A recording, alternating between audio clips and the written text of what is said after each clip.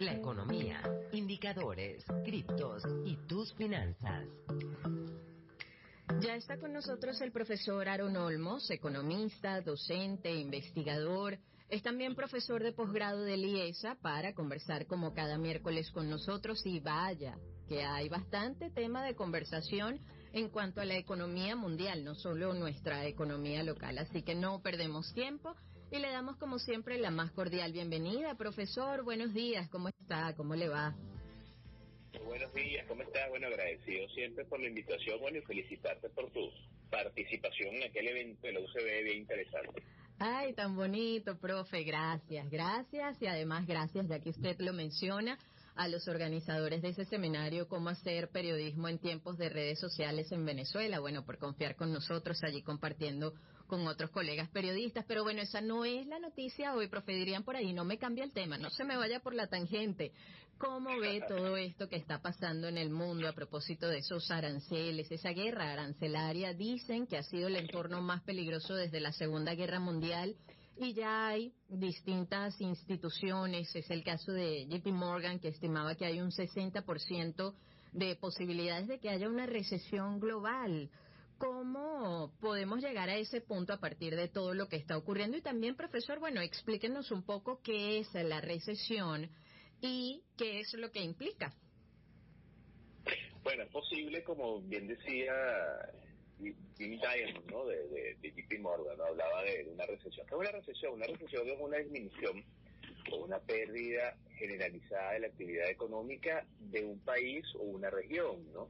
No es la primera vez que esto llega a ocurrir. Generalmente la recesión ocurre, es un shock, y ocurre, bueno, por eventos aleatorios que se van sumando, distorsiones de mercado, información incorrecta, tomas de decisiones no coherentes, pero también estos eventos se les puede llegar por diseño, ¿no? Y esto es importante recordarlo, ¿no? Siempre en una situación de crisis hay oportunidades, ¿no? Entonces, generalmente se considera que existe una recesión cuando las tasas de variaciones del Producto Interno Bruto tienden a ser negativas durante 2 trimestres, ¿no? Hasta ahora, la entrada en vigencia de la toma de decisión de los aranceles de Trump comenzó entre el día de ayer y el día de hoy, ¿no?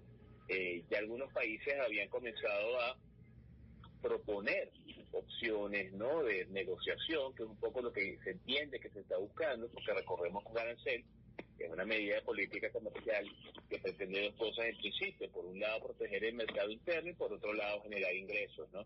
Sin embargo, la cuantía, el alcance, la cantidad de aranceles que un solo país tan importante le impone casi al planeta entero, bueno, pues no puede pasar por debajo de la mesa y genera este tipo de reacción que estamos viendo.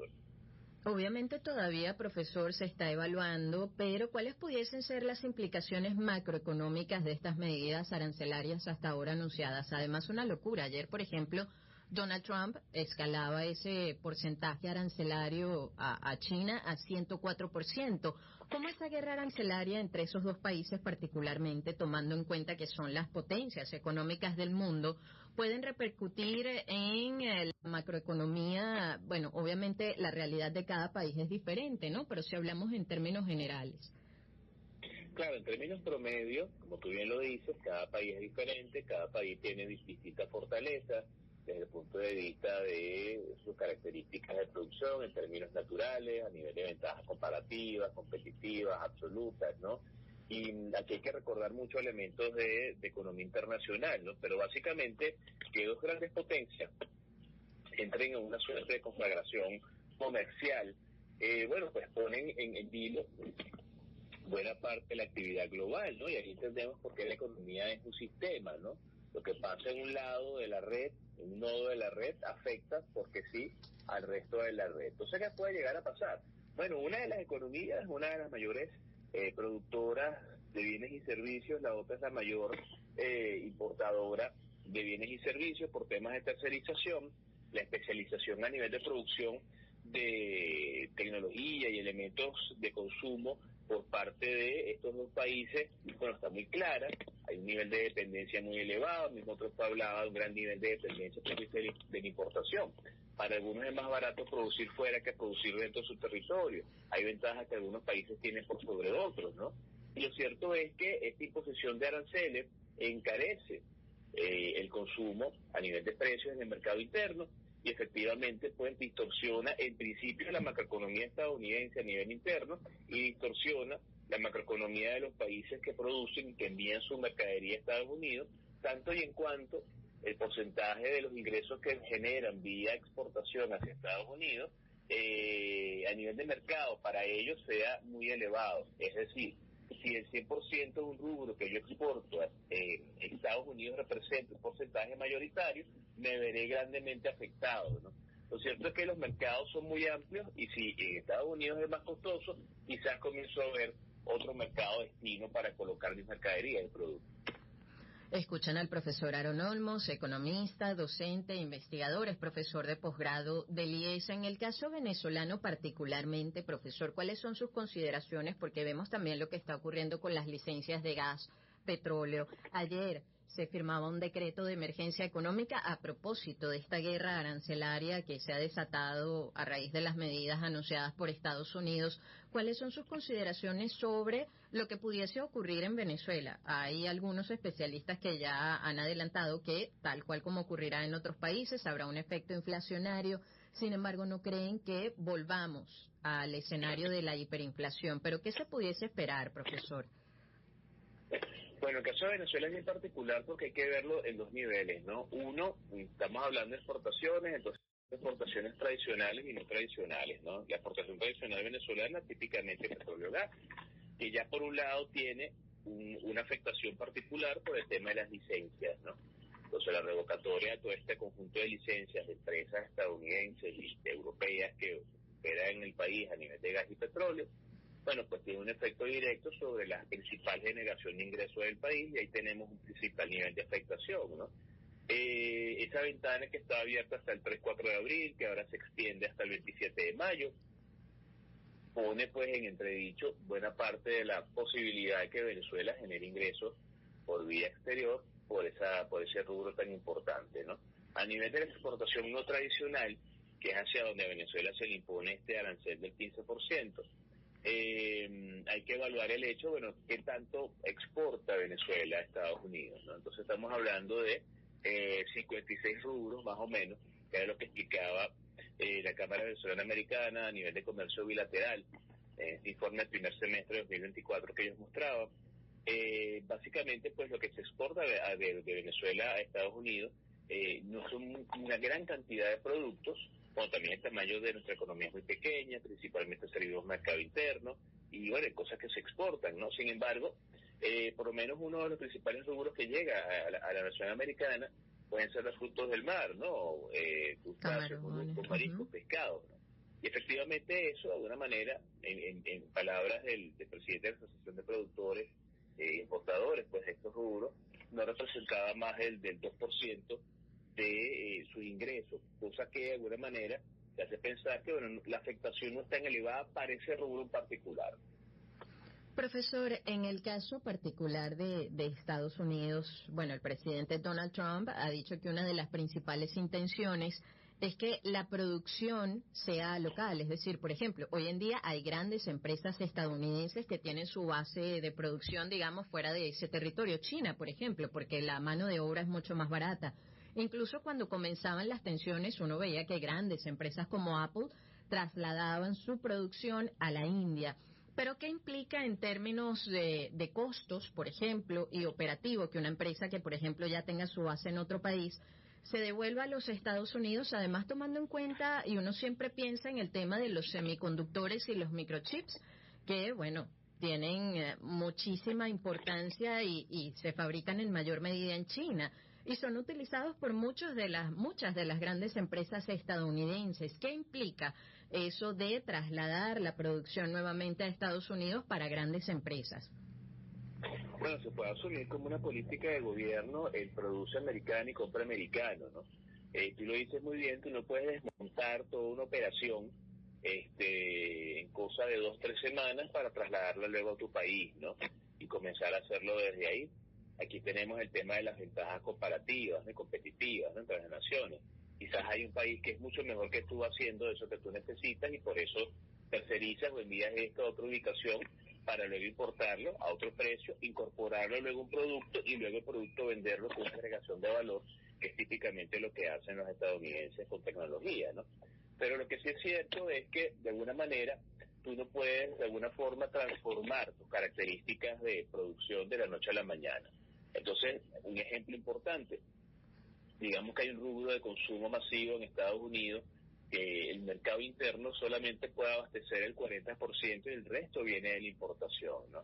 Y los más de 300 millones de estadounidenses en su territorio, de alguna manera, demandan mucho este producto, y al país, a los dos países que principalmente exportan hacia allá este rubro, se le impone un arancel del 20-25%. Bueno, ese 60% de producto, para terminar de abastecer la totalidad del mercado interno estadounidense, se va a encarecer, ¿no? Y esto va a hacer que los precios comiencen a subir, porque Estados Unidos no tendría la capacidad plena de poder abastecer con su estructura el resto del mercado, ¿no? O sea, aquí recordamos lo que decía aquel economista clásico David Ricardo, que las naciones no son autosuficientes, siempre dependen un porcentaje del resto del mundo. Por eso, bueno, tantos memes y tanta información que hemos visto en redes sociales y en algunos sitios, donde esto puede ser un boomerang muy peligroso, que se termine de revertir bajo la vía de la escasez, la falta de producción, desempleo y aumento de precios, inflación, dentro del mercado americano. Escuchan al profesor Aaron Olmos, él es economista, es docente, es investigador y profesor de posgrado de IESA. Veíamos que a propósito de todo esto que está ocurriendo, profesor, la directora del Fondo Monetario Internacional decía que, bueno, sí, estos aranceles suponen un riesgo significativo para el crecimiento económico global y pedía resolver las tensiones comerciales de forma constructiva. ¿Cree que haya diálogo posible entre Estados Unidos y China? Porque uno ve lo que pasa cada día y pareciera que ninguno está dispuesto a dar su brazo a torcer. Sí, bueno, aquí hay una situación de poder, ¿no? También hay una visión de mundo muy particular. No solamente el Fondo Monetario Internacional advertía que estos aranceles de Trump suponen un riesgo significativo para la economía global, sino también, pues, las Naciones Unidas, desde el punto de vista de su unidad para el comercio y el desarrollo, lo decía. Llama mucho la atención quizás el silencio de la Organización Mundial de la Salud, del Comercio, la OMC, la Organización Mundial del Comercio, que de alguna manera, bueno, pues no que se ha pronunciado, ¿no?, ferozmente en contra de estas medidas. Lo que sí es cierto es que hay una guerra de poderes, hay una situación de forzar al otro a negociar, a sentarse, que es un poco lo que se entiende que se está buscando detrás de esto. Cuando tú ves las medidas, bueno, hay unos aranceles impuestos a lugares prácticamente deshabitados donde lo que hay son pingüinos, ¿no? Entonces te preguntas, bueno, ¿qué se está buscando con imponer un arancel a un sitio como este, ¿no? Pero de alguna forma no se da puntada sin dedal, y efectivamente se está buscando tener una situación de poder mucho mayor y más evidente. Todo esto está generando, por ejemplo, una situación de debilidad del dólar en el mercado interno. Otras monedas son las que están saliendo fortalecidas. No todos los países son afectados de la misma manera. Otros países tienen gran posibilidad de orientarse a otros mercados. Y ahí es cuando vemos que en esta crisis también hay ganadores, ¿no? Esta crisis que puede ser no accidental o coyuntural, sino por diseño, está generando grandes ganadores. Caen los precios de algunas acciones, caen los precios de algunos commodities, pero hay personas y empresas y fondos de inversiones internacionales que están apalancados financieramente y más bien pueden ahorita comprar esas acciones y esos vehículos de inversión.